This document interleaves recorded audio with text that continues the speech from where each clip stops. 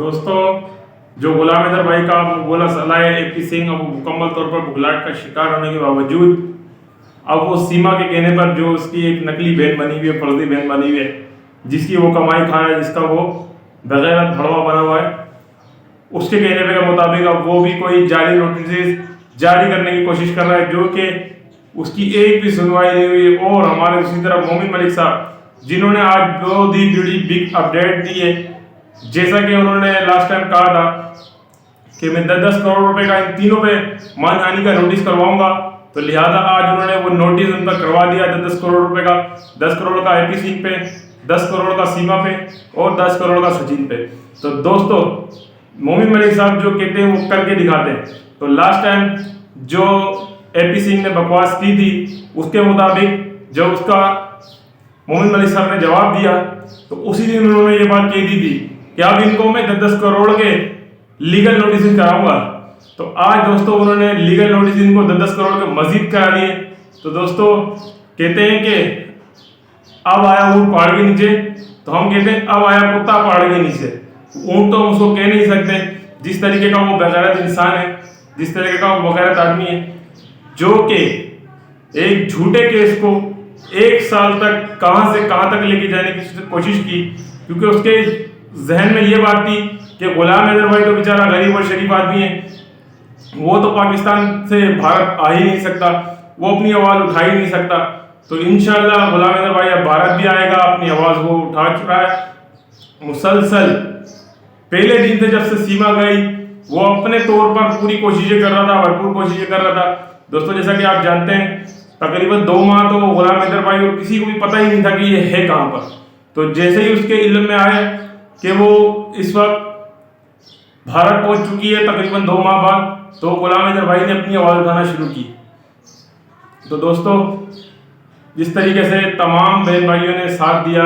और आज गुलाम हैदर भाई यहाँ तक पहुंचा, तो दोस्तों आप ये देखें कि एपी सिंह, सीमा, सचिन, ये तीनों के तीनों इस केस के अंदर बराबर के शरीक हैं। और जिस तरीके से उन्होंने गैर कानूनी तरीके से मासूम बच्चों का मदद चेंज कराया, धर्म परिवर्तन कराया, तो अब एपी सिंह अब ये कहता है कि इन बच्चों का जो धर्म परिवर्तन कराया गया वो एक लीगल तौर पे कराया गया, तो जिसकी दरखास्त 2023 में सीमा द्वारा की गई। तो दोस्तों आप ये बात सोचें कि सीमा के द्वारा अगर धर्म परिवर्तन की एप्लीकेशन दायर कराई गई, तो सीमा धर्म परिवर्तन खुद कर सकती है, उसका खुद इस चीज को उसका हक हासिल है कि वो अपना धर्म परिवर्तन भी करे, कुछ भी करे, मजहब चेंज करे, कुछ भी करे, मगर दुनिया के किसी भी कानून के मुताबिक वो मासूम बच्चों का धर्म परिवर्तन नहीं करा सकती। ना कि एपी सिंह, ना कि सचिन, ना कि दुनिया कोई भी मदद, ना कि दुनिया कोई कानून।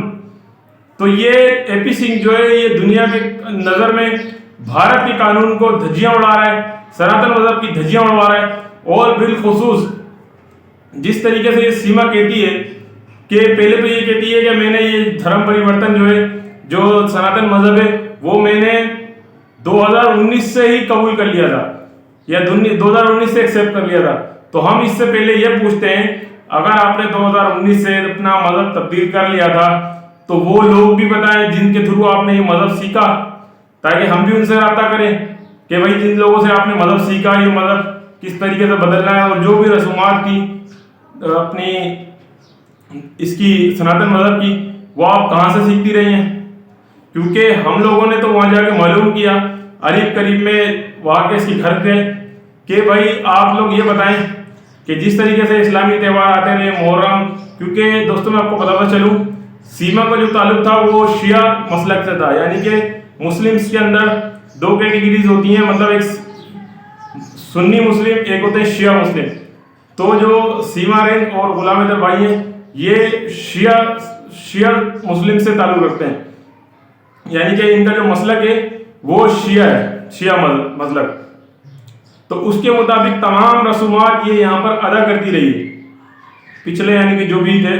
मुहर्रम के जो मामला थे इसके जाने से पहले, तमाम जो इसकी मजालिसें थी ये तमाम के अंदर शामिल होती रही है। तमाम मजालिस के अंदर ये बच्चों को भी ले जाती रही है, खुद भी जाती रही। और जो सीमा की बहन है रीमा, वो भी यानी कि अपने मजहब मसलक के मुताबिक ईरान गई जियारतों पे। तो सीमा हर हवाले से जानती है और सीमा हर हवाले से अपनी जितनी भी मजालिस थी मुहर्रम की वो तमाम यहाँ पर करती रही है और किसी भी किस्म की किसी ने इस पर शक भी शुबा भी जाहिर नहीं किया कि ये कोई सनातन मजहब के मामला करती रही है यहाँ पर। और ये झूठ कहती है कि यहाँ पर अपने घर के अंदर में योगी जी की मोदी जी की तस्वीर रखती थी और ऐसे करती थी वैसे करती, तमाम बातें इसकी तमाम तर बातें झूठ है दोस्तों। किसी किस्म की इसके घर से ना तो कोई योगी जी की तस्वीर निकली ना मोदी जी की तस्वीर निकली। ये एक मजहब कार्ड खेल ली है। ये एक तौर पर जो है मोदी जी के और योगी जी की तस्वीरें उठाकर शरण लेने की कोशिश कर रही है कि इनके बिना पर इसको यहाँ पर रहने की शरण दी जाएगी। तो हम ये कहते हैं दोस्तों,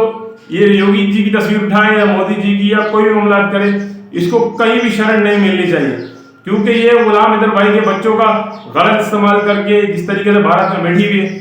और सनातन मजहब की भी धज्जियां उड़ा रही है। और आप ये बात करने पे आ गई है कि इस्लाम खिलाफ भी इसने बातें करी, सनातन लोगों के बारे में भी इसने बुरी बुरी बातें करी और ये एक गैर कानूनी तौर से भगोड़ी जाकर भारत में बैठी भी है और ये भारत की बहनों को, भारत की माओ को, भारत के लोगों को बुरा भला के लिए गालियां दे रही है। और एक एपी सिंह की जरूरत जो कि खुद जलील वकील है, कमीना वकील है, जिसको वकालत के शोबे का मजाक बना रहा है, वो अपना भारत का जो है ना उसने पूरी दुनिया के अंदर वकालत शोबे के अंदर मजाक बनवाया कि जिस तरीके की वो बातें कर रहा है और अब तक कर रहा है, वो किस किस्म का झूठा शख्स है, बेगैरत शख्स है कि हर चीज को वो झूठ कहता है बिल्कुल सीमा की तरह। अब तक उसने एक भी केस, एक भी चीज दायर नहीं करी और वो कभी कहता है कि मैं इलेक्शन कमीशन जा रहा हूं, कभी वो कहता है कहां जा रहा हूं। जिस तरीके से मोमिन मलिक साहब ने आज की अपडेट दी है कि वो इलेक्शन कमीशन, तो दोस्तों मैं आपको बता चलूं, पहले भी एपी सिंह शुरू से लेकर अब तक अपनी टीआरपी वसूल करने की कोशिश कर रहा है। तो जैसे कि आपने देखा होगा उसकी पूरी पूरी कोशिश है कि वो बीजेपी के अंदर कोई जो है ना इलेक्शन कमीशन के अंदर कोई ओहदेदार बन जाए, कोई उसको सीट मिल जाए, टिकट मिल जाए ताकि वो इलेक्शन लड़े। उसका मेन मकसद ही यही है कि वो किसी भी तरीके से बीजेपी के थ्रू इलेक्शन के अंदर इलेक्शन कमीशन से टिकट हासिल कर ले और वहां पर अपने जहां पर जो उसका शौक पड़ता है इलाका, वहां पर वो बीजेपी का टिकट ले ले। तो दोस्तों इसको वहां से भी सुधार दिया गया, इसको कोई टिकट नहीं मिला। ये राजनीति करने का इसको शौक है, राजनीति का कीड़ा जो है इसके दिमाग के अंदर घुसा हुआ है, जो कि इसको रात में सुकून से सोने भी नहीं देता है। और जब से ये गुलाम हैदर भाई का इसने सुना है कि जो है एपी सिंह का जो है बहनोई रहा है, यानी कि गुलाम हैदर भाई का मुंह वाला साला जो एपी सिंह वो पागल हो चुका है। अपने बहनोई की आमद का सुन के उसके होश आवाज उड़ गए, वो औसान खता हो गए उसके, और वो बिल्कुल बेवकूफों वाली हरकतें करने लगा है। रोजाना की बुनियाद पर झूठे पर्चे दिखाता है, ऐसे करके दिखा के फिर हटा लेता है। तो दोस्तों जिस तरीके से मोमिन मलिक साहब आपके सामने जो दिखा रहे हैं वो बिल्कुल हक और सच है, वो जो कहते हैं वो ही कर। तो दोस्तों मोमिन मलिक साहब ने जिस तरीके से आज अपडेट दी है, आपके इल्म में कि मोमिन मलिक साहब कभी भी झूठी अपडेट नहीं देते, वो पहले उस काम को अंजाम देते हैं, उसके बाद उसकी रिपोर्ट देते हैं। तो मोमिन मलिक साहब ने आज बहुत बड़ी अपडेट देनी थी, जो कि आज दे दी। जो मानहानि के 10-10 करोड़ रुपए के इन तीनों पर नोटिस कराए गए, वो उन्होंने पूरा थाना से भी रजिस्टर करवा के, कोर्ट से भी रजिस्टर करवाए, फिर सब आवाम को दिखाए। तो दोस्तों ये अपने पांव पर खुद कुल्हाड़ी मारते जा रहे हैं, सीमा भी, एपी सिंह भी और सचिन भी। अब इनको कानूनी कार्रवाई से कोई भी नहीं कर सकता, कोई भी नहीं रोक सकता, और हमें हिंदुस्तान के कानून पर पूरा पूरा भरोसा है। और दोस्तों आखिर में ये बात करता चलूं कि जिस तरीके से सीमा सबको बेवकूफ बना रही है, अब उसने एक नई बात शुरू कर दी है कि सीमा को जो भी सजा दिलवाने की बात हो रही है, सीमा के खिलाफ जो भी प्रोपेगेंडा हो रहा है, वो ये कहती है कि वो इस वजह से हो रहा है कि वो सनातन मजहब अख्तियार कर रही है, इसकी वजह से उस पर तमाम जो है कार्रवाइयां शुरू हो रही है। तो दोस्तों आप बाशऊर हिंदुस्तानी, बाहैसियत हिंदुस्तानी, आप पढ़े लिखे लोग, आप खुद सोचें क्या जो इसके खिलाफ कार्रवाइयां हो रही है वो इस वजह से हो रही है कि इसने सनातन मजहब अख्तियार किया है? बिल्कुल भी नहीं दोस्तों। जो इसने गैर कानूनी काम किया है, गैर कानूनी तरीके से भारत में घुस के बैठी है, इसकी बुनियाद पर इस पर कार्रवाइयां हो रही है। और गुलाम हैदर भाई पे जो इसने झूठे इल्जाम लगाए और मोमिन मलिक साहब को देशद्रोही का है, उसकी बुनियाद पर प्लस जो गैर कानूनी तरीके से ये गुलाम हैदर भाई के बच्चे लेकर भारत में बैठी है, भारत का कानून का उल्लंघन करके, इसकी बुनियाद पर कार्रवाइयां हो रही हैं। तो हम इंशाअल्लाह हम यकीन करते हैं कि भारत की सरकार से गुलाम हैदर भाई को बिल्कुल इंसाफ मिलेगा और तमाम हमारी माएँ बहनें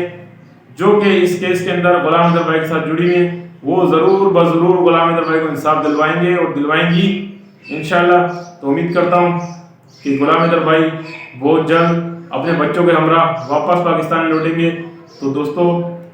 जब तक के लिए अल्लाह हाफ़िज़।